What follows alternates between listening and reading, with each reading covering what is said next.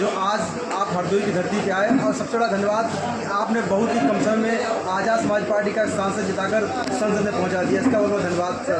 Sir, सबसे पहले जो आज़ाद समाज पार्टी के चंद्रशेखर आज़ाद जो सांसद बन गए, नगीना से गए, आखिर कौन सी ऐसी रणनीति आपने अपनाई जो कम समय में आपने अपना सांसद जिता दिया? आपका धन्यवाद। देखिए, हमने जो फूले साहू अम्बेडकर की मानवतावादी विचारधारा है,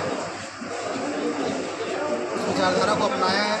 उसी विचारधारा को हम बढ़ा रहे हैं, हमारी पार्टी के कार्यकर्ता इसको बढ़ा रहे हैं। और नगीना में उसी विचारधारा के तहत हमने बहुजन समाज के लोगों को एकत्रित किया, सभी समाज के लोगों को एकत्रित करके सभी के बीच में जाकर सभी का विश्वास जीतकर हम लोगों ने नगीना में ऐतिहासिक जीत हासिल करी है।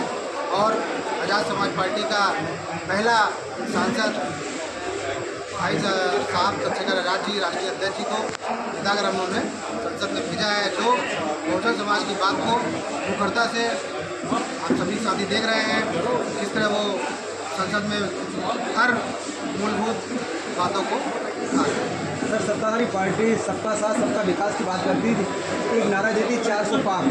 आखिर ऐसा सत्ताधारी पार्टी से कौन सी कमी हो गई जो उनका 400 पार का नारा फेल हो गया? देखिए, सबका साथ सबका विकास तो नहीं था, ये एक भाजपा का एक जुमला था, सिर्फ लोगों को बहकाकर वोट लेने के लिए सबका विकास होगा। सबका विकास नहीं हुआ है। सिर्फ 15% अपर कास्ट के लोगों का ज़्यादा विकास हुआ है। बाकी 85% जो SC, ST, OBC माइनॉरिटी है, जिनका साथ में अन्याय अत्याचार बढ़ता जा रहा है, जिनके अधिकारों को लुटता जा रहा है। और 400 पार का जो उन्होंने नारा दिया था, इन्हीं के कई सांसदों ने बोला है कि 400 पार हम लोग करेंगे और इस संविधान को बदल देंगे, क्योंकि ये संविधान पुराना हो चुका है। इनके सलाहकार ने भी कहा था, तो जनता सब देखती है। हम बहुजन समाज के लोग, बाबा साहब को मानने वाले, जानने वाले लोग, उनके मिशन को आगे बढ़ाने वाले लोग, हम सभी ने जनता के बीच में जाकर जनता को बताया, इनके मंसूबों को उजागर किया और इनको इनके मंसूबों में कामयाब नहीं होने दिया। इसीलिए इनको हम लोगों ने सत्ता में पूर्ण ताकत से रोके हैं। सर, भारत की सबसे हॉट सीट अयोध्या सीट कही जाती थी। अयोध्या सीट भारतीय जनता पार्टी आखिर कैसे आ गई, क्यों आ गई? अयोध्या सीट जो है, वहाँ के जो शोषित वर्ग के लोग थे, पीड़ित वर्ग के लोग थे, जो कामगार लोग थे, उनको राम मंदिर बनने के बाद बहुत सी दिक्कतों का सामना करना पड़ रहा था। बहुत से लोगों के घर तोड़ दिए गए वहाँ पे नवीनीकरण के नाम पर। वहाँ पर तानाशाही माहौल था, लोगों को 2-2 हफ्ते 3-3 हफ्ते दुकान लगाने का मौका नहीं मिल रहा था। ऐसी बहुत सी मूलभूत वहाँ पे समस्याएं भाजपा के शासन में उठी, जिसका प्रतिक्रिया आपको इस चुनाव में मिला और वहाँ से उनके भाजपा के गढ़ जिसे कहा जा सकता है जीत को हारे। सर, लोकसभा चुनाव हो गए हैं, प्रधानमंत्री चुन गए, आज़ाद समाज पार्टी के सांसद चुन गए हैं। अब उत्तर प्रदेश में उपचुनाव होने जा रहे हैं 10 सीटों पर। आज़ाद समाज पार्टी क्या उत्तर प्रदेश में किसी पार्टी से गठबंधन करेगी या नहीं? क्या प्रत्याशी उतारेगी? क्या है रणनीति, क्या है? हमारा गठबंधन पहले ही जनता के साथ हो चुका है और नगीना में जनता के साथ गठबंधन करके हमने अपना सांसद जिता लिया है। और इस उपचुनाव में 10 सीटों पर उपचुनाव होने वाला है। इस 10 सीटों पर आज़ाद समाज पार्टी भीम आर्मी अपना प्रत्याशी उतारेगी और बहुत मजबूती से हम इस चुनाव को लड़ेंगे। हम इस चुनाव को लेकर बहुत सजग हैं और बहुत तैयारियां हमारे कार्यकर्ता पदाधिकारी कर रहे हैं। हमारे प्रत्याशी लगभग फाइनल हो चुके हैं। बहुत जल्दी आप मीडिया वालों को भी इसके बारे में बता दिया जाएगा और इस चुनाव में हम लोग एक बेहतर रिजल्ट देने जा रहे हैं। सहारनपुर के सर सांसद है इमरान मसूद, अभी चंद्रशेखर ने एक टिप्पणी की थी मुसलमानों का हक और अधिकार के लेकर, तो आखिर इमरान मसूद को ये बात क्यों कहनी पड़ी कि चंद्रशेखर मुसलमानों के ज़्यादा ठेकेदार न बने? देखिए, इमरान मसूद जो हैं और पूरा विपक्ष, भाजपा, कांग्रेस, सपा, जितने भी दल हैं, आज भाई चंद्रशेखर आज़ाद जी से सभी डरे हुए महसूस कर रहे हैं अपने आप को। ये एक ऐसा लीडर आ गया है जो दलितों की बात करता है, जो पिछड़ों की बात करता है, जो आदिवासियों की बात करता है, जो मुस्लिम समाज की बात करता है, जो बौद्धों की बात करता है, जो ईसाई समाज के लोगों की बात करता है, उनके हक अधिकार को बना रहा है। भाई साहब ने क्या गलत बोला? अगर ईद की नमाज 10 मिनट के लिए सड़क पर हो जाती है, इसमें किसी को क्या समस्या है?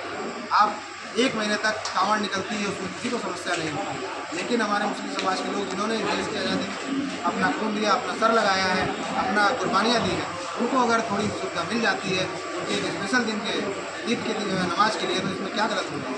मैं तो अपने भाई चंद्रशेखर आज़ाद जी को बहुत बहुत धन्यवाद करता हूँ। उन्होंने इतनी मुखरता से इस बात को रखा।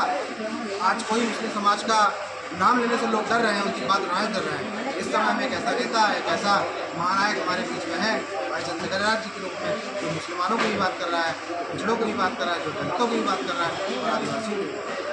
सर, एक बहुत ज़रूरी प्रश्न है। जिस प्रकार बहुजन समाज पार्टी का गठन हुआ था, आज जो आज़ाद समाज पार्टी के उद्देश्य जो सिद्धांत थे, वैसे ही बहुजन समाज पार्टी के उद्देश्य सिद्धांत हुआ करते थे।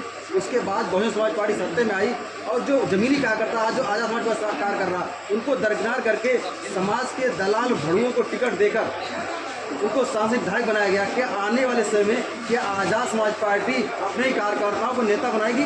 हरी भाई, अवंती भाई,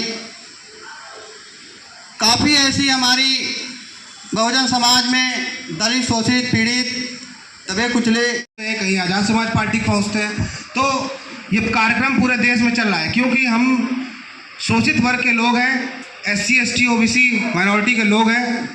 हम लोगों की सुनवाई नहीं हो रही है, और वो इसलिए नहीं हो रही क्योंकि हम लोग शासन सत्ता में नहीं है, हम लोग पावर में नहीं है। लेकिन भाई साहब चंद्रशेखर आज़ाद जी ने भीम आर्मी बनाई 2015 में, 2020 में आज़ाद समाज पार्टी बनाई, इस विश्वास से कि जिन समाज की परेशानियों को लोग नज़रअंदाज कर रहे हैं, सिर्फ इनका वोट लेते हैं, इनको वोट का साधन बना रखा है, उन लोगों के लिए मैं एक ऐसी युवाओं की फौज खड़े करूंगा, मैं ऐसे जानकार लोगों को जगाऊंगा, मैं ऐसे जो समझदार लोग हैं उनको आगे करूंगा कि वो इस लड़ाई को लड़ेंगे। भाई अगर कहीं पे हत्या हो जा रही है, किसी बहन के साथ कोई गलत हरकत हो जा रही है, अगर उसकी कोई सुनवाई नहीं हो रही है। अभी मैं किसी पार्टी से संबंध नहीं रखता था, लेकिन पूरी बात इन्होंने नहीं बताई। हमारे बहुत सारे दोस्त यार और बहुत सभी इधर उधर, कोई किस पार्टी में, कोई किस पार्टी में था, तो कोई कहता था इसमें आ जाओ, कोई कहता था उसमें आ जाओ। लेकिन मैं तो नौकरी पेशा करने वाला आदमी रहा हूँ, और सन 84 में कांसीराम साहब से आमना सामना हुआ, और उनकी बातों ने इतना प्रभावित किया कि वो आज भी घर में बैठने नहीं देती हैं।